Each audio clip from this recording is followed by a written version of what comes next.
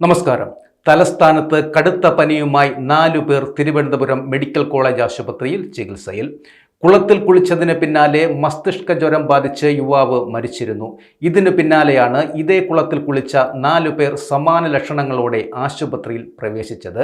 ഇവരിൽ ഒരാൾക്ക് പ്രാഥമിക പരിശോധനയിൽ അമീബിക് മസ്തിഷ്ക ജ്വരം സ്ഥിരീകരിച്ചതായി അധികൃതർ അറിയിച്ചു.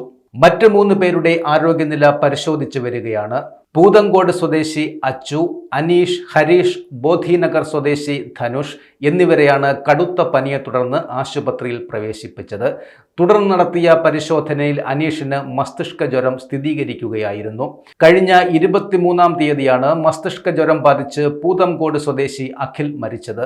മരിക്കുന്നതിന് 10 ദിവസം മുമ്പ് അഖിലിന് കടുത്ത പനി സ്ഥിരീകരിച്ചിരുന്നു. സമാന ലക്ഷണങ്ങളോടെയാണ് മറ്റ് 4 യുവാക്കളെയും ആശുപത്രിയിൽ പ്രവേശിപ്പിച്ചിരിക്കുന്നത്.